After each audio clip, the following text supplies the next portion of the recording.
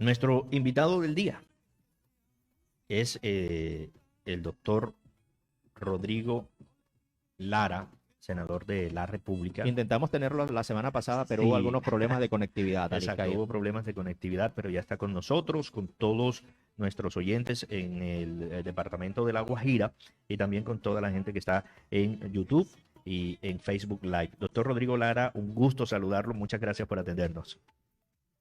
Rizcaí, ¿cómo está? Mucho gusto. Encantado de estar con ustedes, con todo su equipo y un saludo a todos los oyentes. Bueno, hacía varios días, ¿no? Estábamos concertando esta importante entrevista, pero sabemos ya en lo que anda, en un nuevo proyecto.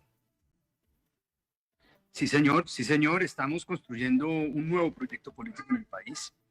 Mañana damos un primer paso, que es la construcción, el lanzamiento de una fundación de tipo político, pero centrado básicamente en una reflexión filosófica, ideológica y programática sobre lo que necesita el país para llevar a cabo reformas muy profundas al ISCAIR, pero siempre en el marco del Estado de Derecho, de la democracia, del Estado de Derecho liberal, de las garantías, del respeto a la justicia y de la economía de mercado. Yo creo que eso es lo que marca un sello característico de esta filosofía liberal socialdemócrata.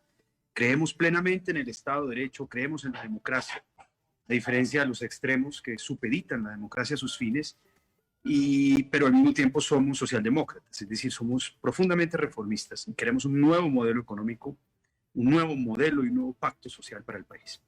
Aquí hay algo muy interesante, senador, y tiene que ver con esto. La nueva Fundación Liberal Socialdemócrata va, después de su renuncia al partido Cambio Radical, comenzaba de pronto a ajustarse, a organizarse los partidos políticos, y ya las ideas de pronto no eran complementarias con lo que nacieron y con lo que comenzaron a pertenecer.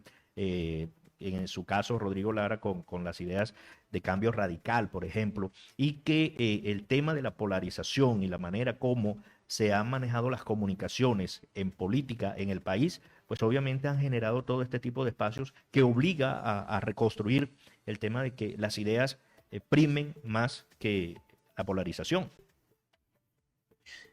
Absolutamente, Ariscar, ese es un diagnóstico muy acertado el que usted hace. Mire, están dos fenómenos. Aquí tenemos dos sectores políticos que llaman extremos, que han venido haciendo política de la misma manera. Ellos dividen. La lógica de la derecha populista que hoy nos gobierna es divida a los colombianos y use el miedo, porque nosotros somos muy susceptibles al miedo. Entonces, ellos se dedican a lanzar discursos permanentemente de división con base en el miedo. Ojo que el 2022, ojo los castrochavistas, ojo Y, ojo con fulano. Y de esa forma dividan a los colombianos y afianzan su poder sobre uno de los dos campos que lograron dividir. La izquierda marxista hace exactamente lo mismo. Ellos dividen, enfrentan a un sector de colombianos contra otro, pero usando no el miedo, sino la frustración y el inmenso resentimiento que produce la inequidad de esta sociedad. Y yo creo francamente que en una crisis tan profunda como esta, Ariscair, tan compleja que nos ha sacudido hasta los cimientos, pues la única forma de salir adelante es logrando unos puntos de unión sobre lo fundamental. Es decir, hay que lograr unos acuerdos mínimos en esta sociedad si queremos salir adelante, si queremos recuperar una senda de crecimiento y sobre todo si queremos hacer transformaciones estructurales de la sociedad. Nosotros proponemos reformas sociales muy profundas, una reconversión del modelo económico hacia la transformación productiva en el sentido de una política de reindustrialización, de fomento a la manufactura, que es la única forma de generar empleo formal en el 60% de informalidad que tenemos en el país, de una reforma muy profunda de la política agropecuaria, y al mismo tiempo de una política social real, de verdad. La derecha populista, como la que nos gobierna, concibe la política social como un asunto de mínimos.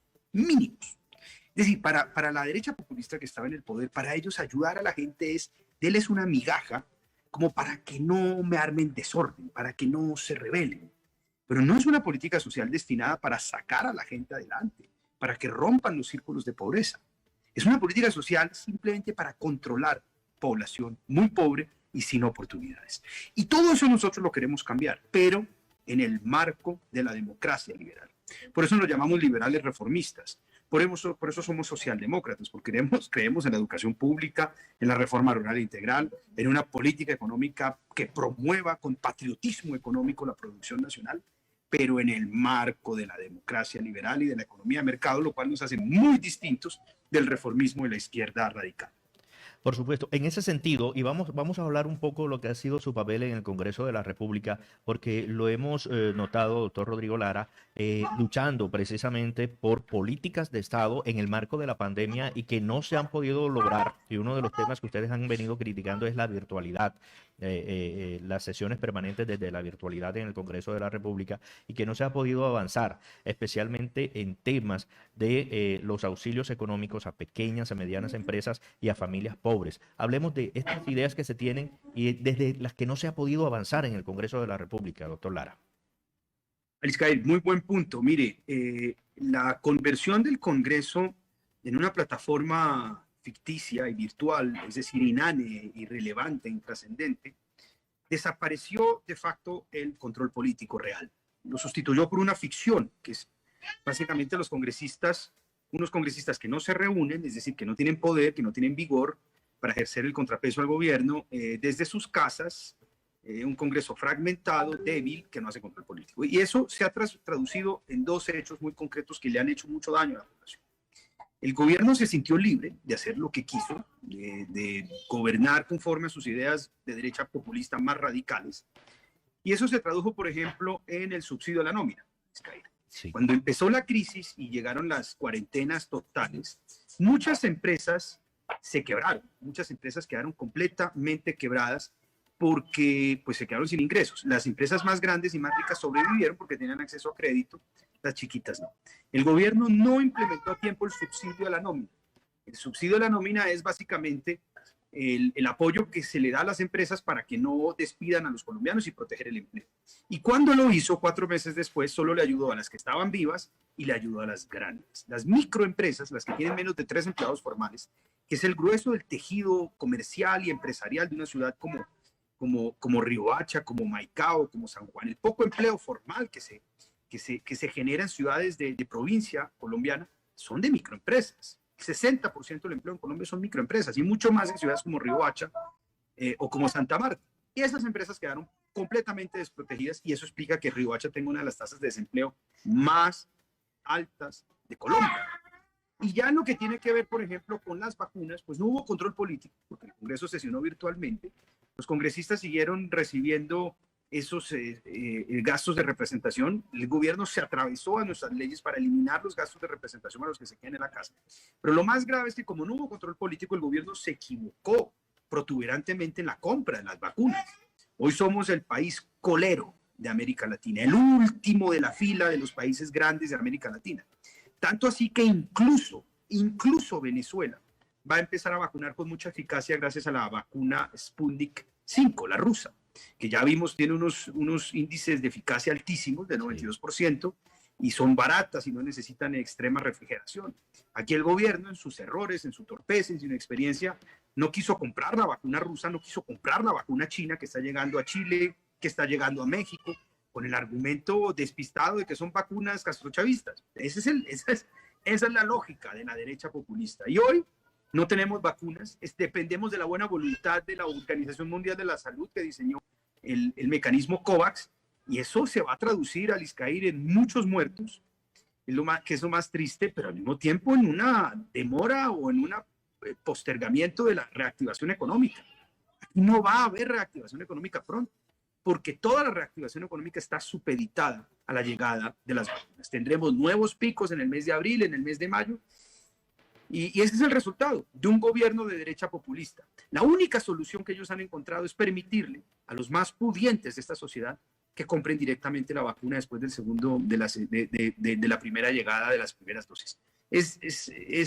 Bueno, ese es el balance de un gobierno de esta naturaleza. Bueno, hay un tema muy importante y el Departamento de La Guajira, a través de la Gobernación, ha hecho una solicitud al Ministerio y es el tema de la vacuna a la comunidad indígena, que incluso se haga lo pertinente en materia de comunicación y acceso a las vacunas con lo difícil que es el territorio y que sabemos que usted conoce esta parte del territorio del departamento de La Guajira. ¿Qué opinión le merece el tema de las vacunas hacia los territorios difíciles como los nuestros aquí en el departamento de La Guajira y sobre todo el acceso a comunidades indígenas? Pues mire, un fenómeno que se vio ahorita en diciembre es que la pandemia llegó a los confines, a lo más profundo de las zonas rurales del país. Llegó a las veredas, llegó a muchos corregimientos en donde no había pandemia. Mucha gente se devolvió a las ciudades a pasar las fiestas con sus familiares. Vacunar los sectores rurales más apartados, por ejemplo, en las zonas indígenas de Uribia o de la Sierra Nevada, de Uribia para arriba, de Fonseca para arriba, en la sierra, es extremadamente difícil con las vacunas de Pfizer, que necesitan ultracongelación de menos 70 grados. Solo se puede hacer eso con la vacuna de Janssen. Esa vacuna todavía no está lista, se va a demorar en llegar al país y se podría hacer con la vacuna, por ejemplo, Sputnik, con la rusa, pues que necesita la refrigeración de una vacuna normal, pero el gobierno de Colombia decidió que no estaba interesado en esa vacuna. Quién sabe con qué razones. A diferencia de toda América Latina que la compró, incluso México acaba de comprar 24 millones de dosis de la vacuna Sputnik. El gobierno no, porque le parece que lo que es ruso y lo que es chino es castrochavista y van a inocular el castrochavismo en la sangre de la gente. Es de verdad la ceguera, el dogmatismo ideológico, el parroquialismo del gobierno es algo impresionante, impresionante. Y mire, ¿quién paga las consecuencias? La gente, los campesinos, los indígenas, las zonas rurales, que se van a demorar mucho más tiempo en obtener una vacunación. Doctor Rodrigo Lara, lo hemos visto crítico de este gobierno, pero quiero que nos cuente a todos nuestros oyentes, a toda la gente que está conectada también viéndonos en YouTube y en Facebook Live, en el momento en que llega un presidente joven, porque se estaba hablando incluso de nuevas generaciones en la clase política colombiana, como Iván Duque, y que por supuesto debe haber un tipo de identidad generacional en su caso y en el caso de esta nueva generación de políticos en el país, tenía expectativas y que con el tiempo se les han venido borrando, o cómo comienza el periodo Duque y qué opinión tiene Rodrigo Lara Restrepo de la presidencia de la República actualmente.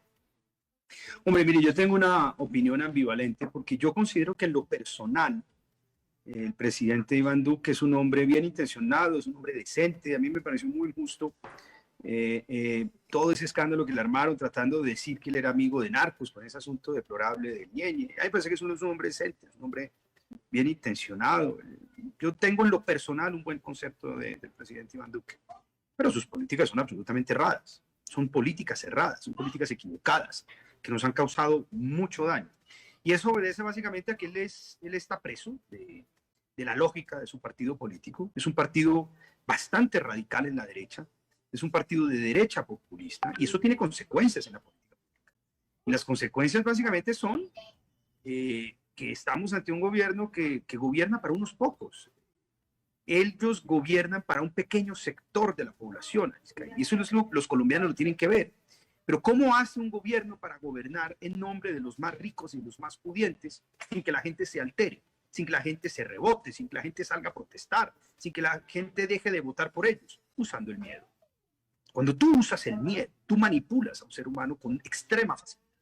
Tú manipulas a tu pareja, tú manipulas a tus hijos, tú manipulas a tus papás, o a uno lo manipula X, Y, porque el miedo es la supervivencia del patrimonio, de la vida.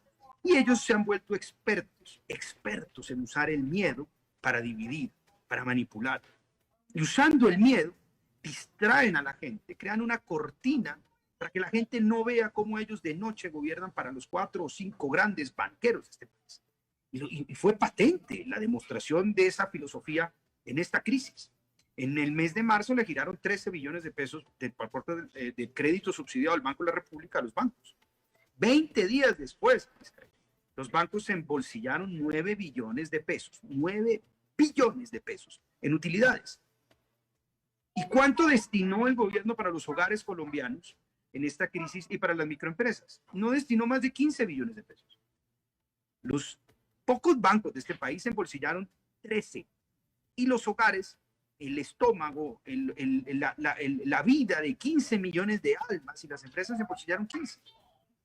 Me parece que ahí hay una disparidad y una inequidad muy profunda ¿Cómo logra ese tipo de políticas tan desequilibradas y sobre todo profundamente injustas? Asustando a la gente.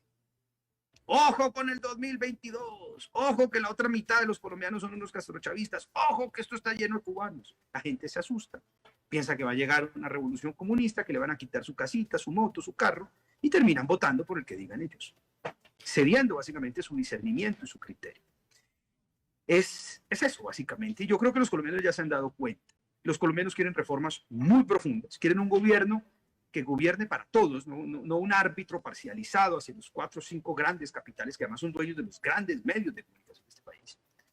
Pero para eso necesitan también esas reformas en el marco de la democracia liberal, de sectores políticos como eso, que tengamos un compromiso total y absoluto con la democracia, con el equilibrio de poderes, con las libertades individuales, con la justicia.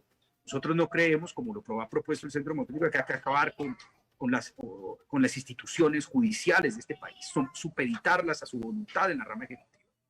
Y no creemos tampoco, como en la izquierda radical, que la democracia pasa a segundo plano cuando se trata de realizar el socialismo. Es su lógica de izquierda. Entonces, todo esto puede sonar un poco abstracto, pero es la esencia de lo que hay en competencia hoy en el sistema político. Y es importante hacer pedagogía, para que a la gente no la manipulen más con el miedo y con sus frustraciones, y nos volvamos de verdad sujetos actuantes en la democracia, que queremos unas reformas muy profundas. Yo creo en la educación pública, creo en la reforma rural integral, creo en una reindustrialización del país, en una manufactura del país. Creo en la política social, que no es una política social de mínimos como ingreso solidario, que son 160.000 pesos por hogar. Vaya al Brasil, vaya a Chile y pregunto cuál fue el paquete de ayudas por hogar. En el Brasil daban 450.000 pesos por cabeza, por adulto en cada hogar, porque entendieron muy bien que un desempleado que se queda sin el sustento o un informal, pues se gana básicamente entre 500.000 y un salario mínimo. Eso le proveyó la autoridad brasileña a su población durante los meses de cuarentena. ¿Cuánto dio este gobierno de derecha populista a su población? 160.000 pesos. Porque para ellos se trata no de resaltar ni de fortalecer la dignidad de la gente, sino de dar política social para que la gente como que ahí se quede ahí, no se rebele y no haga desorden. Doctor Rodrigo Lara, esa visión, ese resumen del país, y por eso queríamos hacer ese tipo de introducción, fue lo que lo motivó para tomar distancia de Cambio Radical, partido incluso de que usted mismo dirigió. Sí, señor. Yo desde joven trabajamos en Cambio Radical y creímos mucho en el proyecto de Germán Vargas. Creo que era un estadista, sin duda es un estadista, es un hombre que tenía, lo que hizo lo hizo muy bien. No obstante, yo siempre he tenido unas ideas, y así lo discutí internamente, mucho más de corte liberal, mucho más reformistas. Propuse siempre que se volviera el gran unificador del espectro liberal del país y no entrar a competir con la derecha populista, que dejara a la derecha populista en donde está.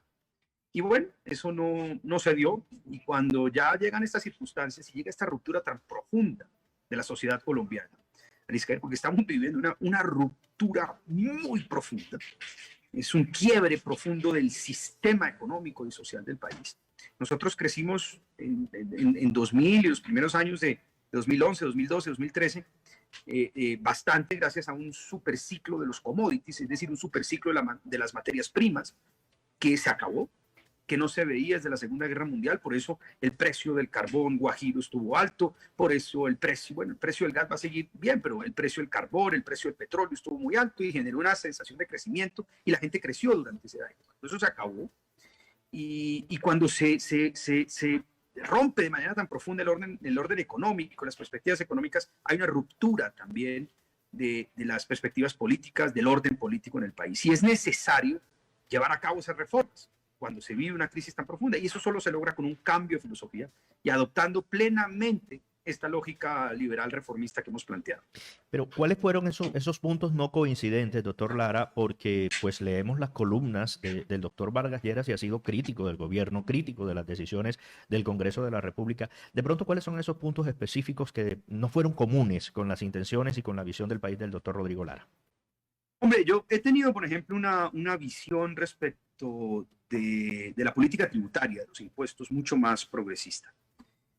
La derecha populista, incluso en eso coincide el doctor Vargas con ellos, creen que regalando impuestos a los más ricos se genera crecimiento y expansión de la economía. Esa es la lógica de Donald Trump, esa es la lógica que ha habido en Cambio Radical, esa es la lógica de los gobiernos uribistas. Y lo vimos en el intento de la pasada reforma tributaria. El gobierno bajó el impuesto de renta, lo cual es bueno para las empresas, pero mantuvo una serie de exenciones tributarias, es decir, de huecos, como un queso que tiene huecos en el sistema tributario que le permite a los más ricos usar esos huecos para no pagar lo que tienen que pagar. E intentó extender el IVA a la canasta familiar. Esa es la lógica de la derecha populista. Si le regalamos plata a los ricos, eso es bueno para el pobre, pero hay que financiar al Estado, entonces que paguen los impuestos a los pobres. Esa es la lógica de ellos. Y esa ha sido una lógica, lamentablemente, en Cambio Radical. Yo no la comparto de ninguna manera.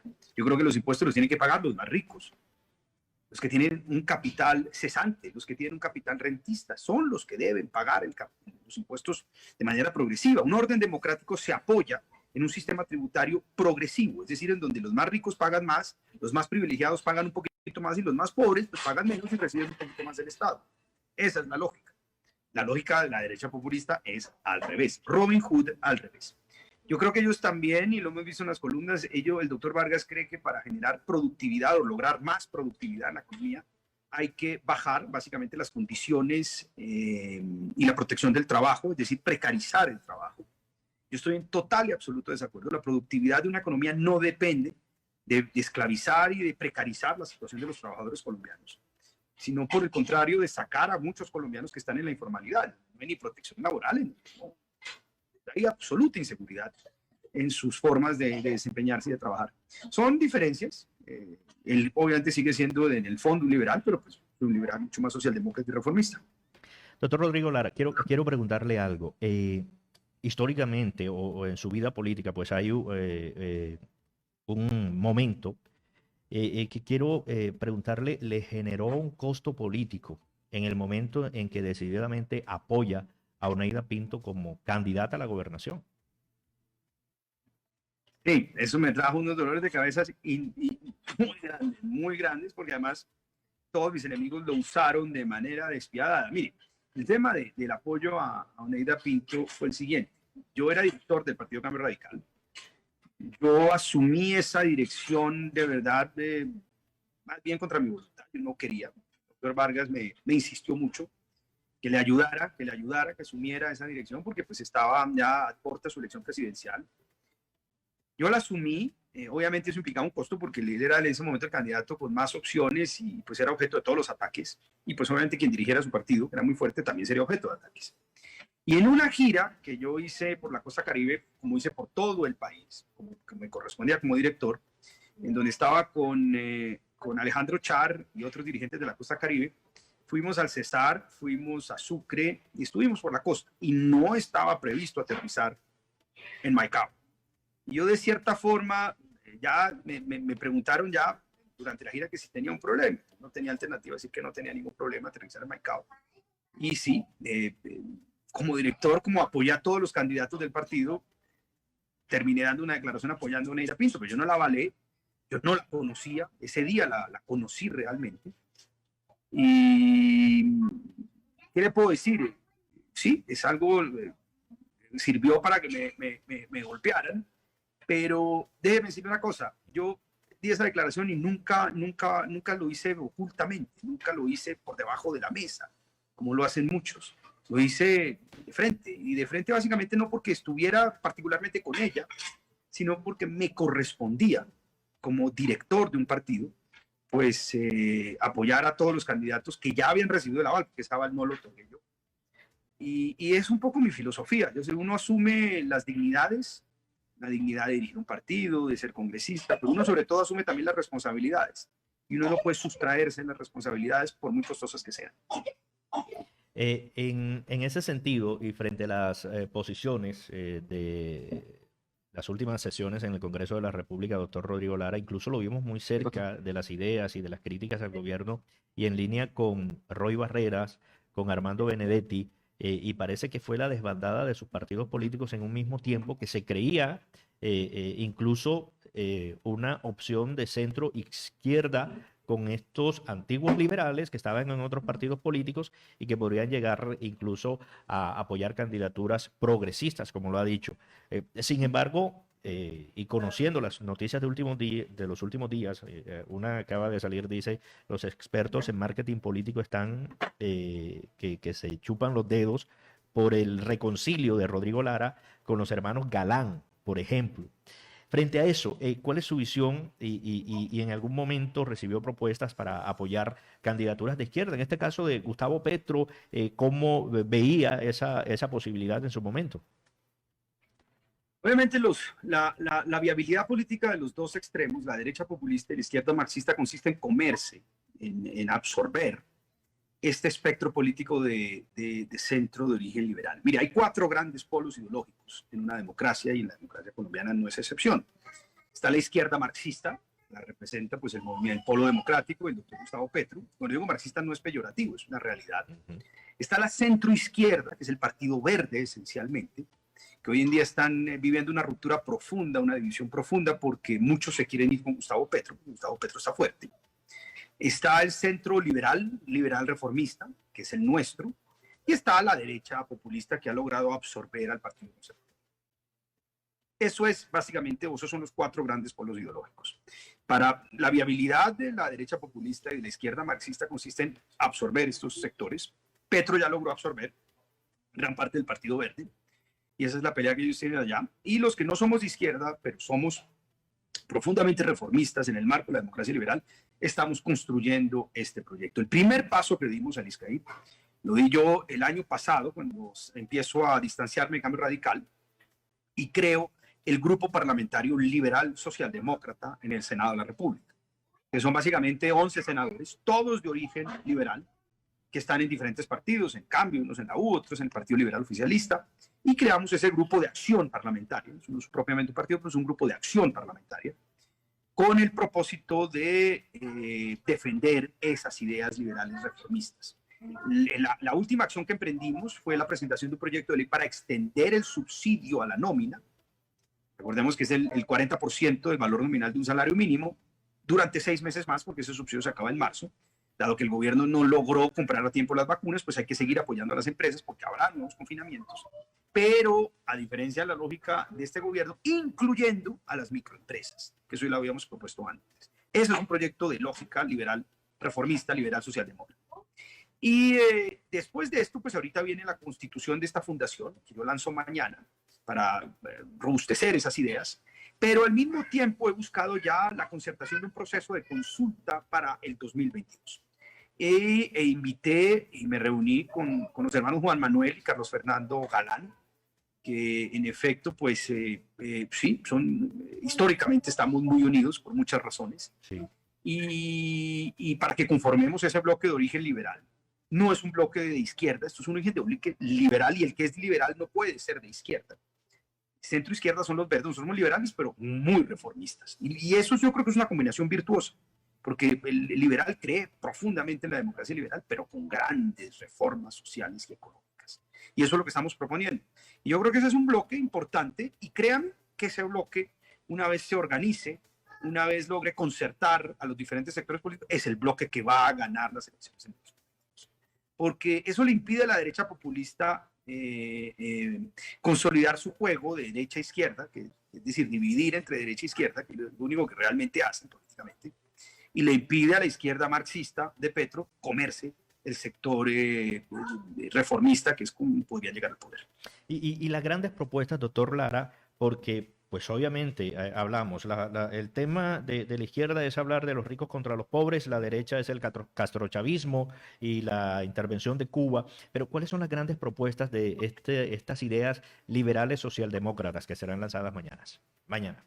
Mire, se lo planteo primero de la siguiente manera.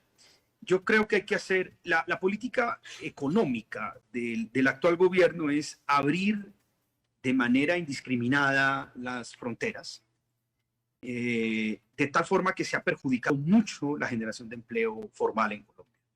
Lo vimos recientemente con la importación masiva de leche en polvo, sí, subsidiada de los Estados Unidos, que quiebra los pequeños productores agropecuarios.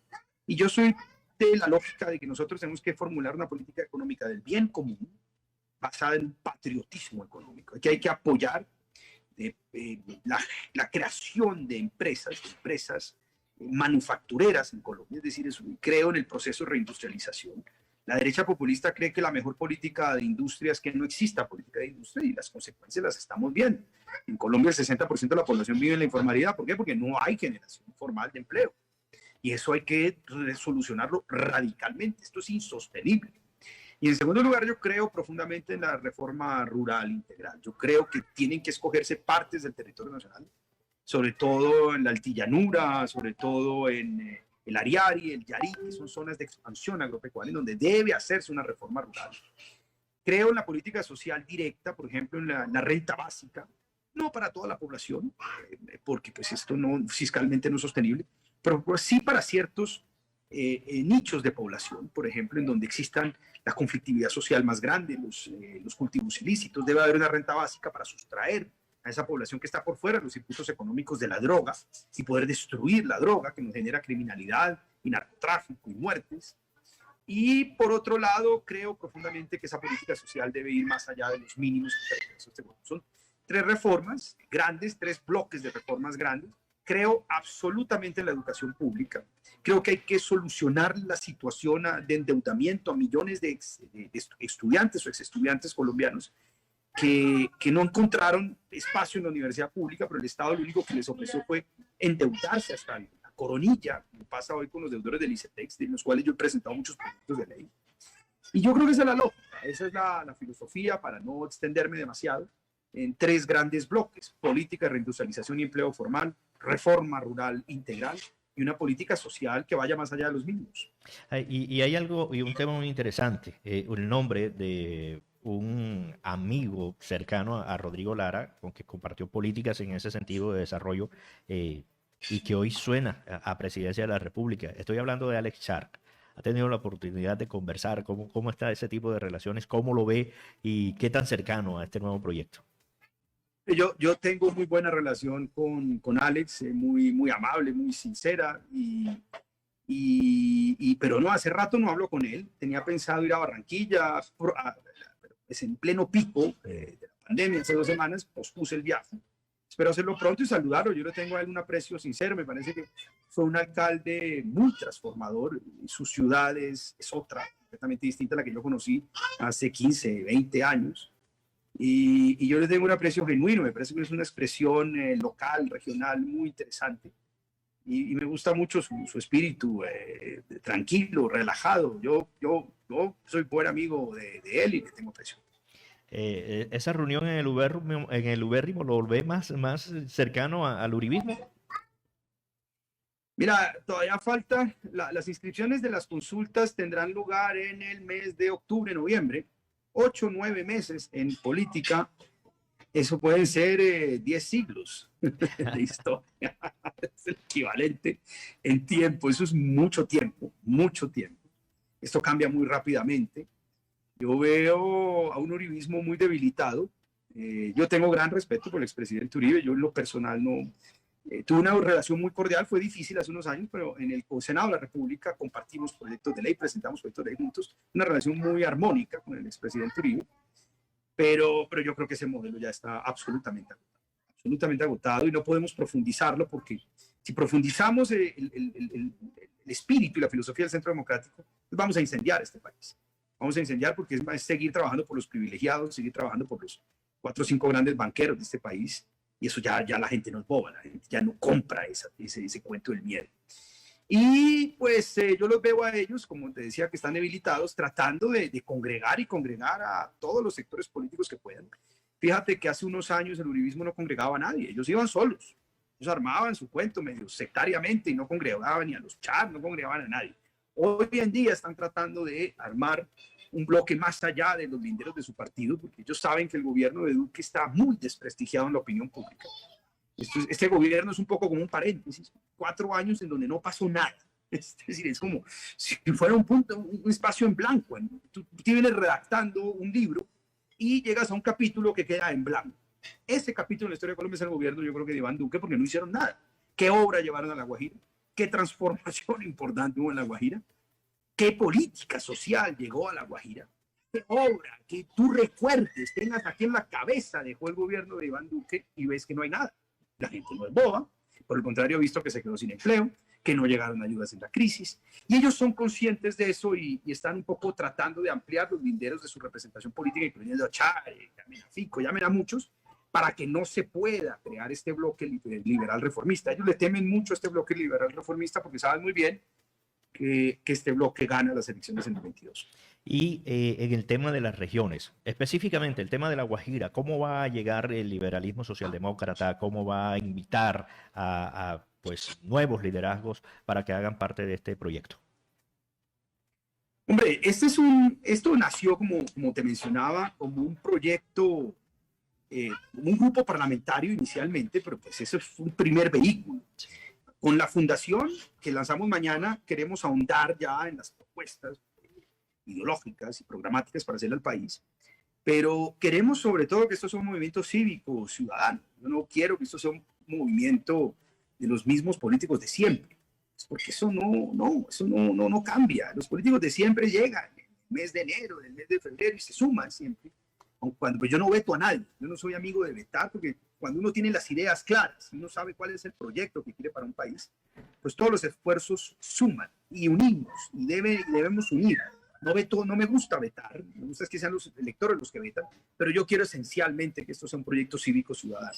Y el propósito nuestro es ir a las universidades, ir a la calle, buscar un contacto directo con los ciudadanos y emprender este sueño colectivo de transformación nacional. Mañana el gran lanzamiento, ¿no? Hablemos de esto y cómo la gente puede conocer más de esta nueva propuesta y el lanzamiento de la fundación. En mis redes sociales publicaremos básicamente el vínculo para conectarse a través de Facebook Live. Está abierto a toda la población. Y es el lanzamiento, la presentación de la fundación. Presentaré a la directora de la fundación, a su director, las áreas en las que vamos a profundizar y a trabajar. Habrá una rueda de prensa, responderemos las diferentes preguntas y ese es el inicio del trabajo de la fundación. Aquí generalmente, si tú ves, Lizcaí, la política se hace muchas veces sin profundizar mucho en el programa, en las ideas.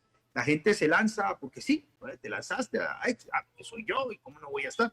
Yo soy de la tesis de que uno debe lanzarse en nombre y en representación de ideas, de programas, pero sobre todo de ideas, de filosofía política. Y eso es lo que queremos trabajar en esa fundación. Ese es el inicio metodológico, el inicio de un proceso que busca apoyarse en ideas, en convicciones, y eso es un ejercicio de transparencia con la gente, porque es decirle, mira, nosotros pensamos esto, estas son nuestras ideas, y no vamos a acudir a trucos, ni a división, ni a miedo para ponerlos a votar. Queremos que ustedes voten porque se enamoran con el corazón y con la cabeza de estas ideas. El primer paso será en las elecciones al Congreso de la República.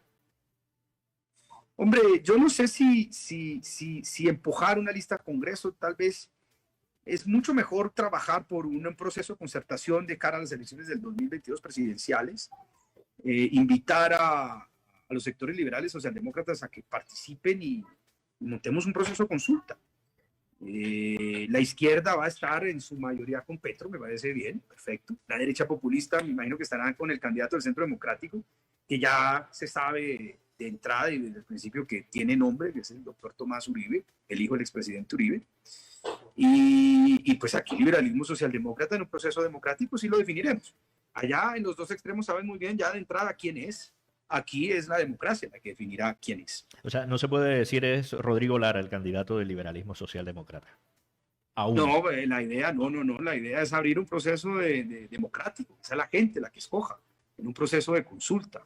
Pues porque es la única forma realmente de respetar al elector. Es decir, usted quiere que X o Y sea candidato, salga y vote por él, y después ya votará directamente por él.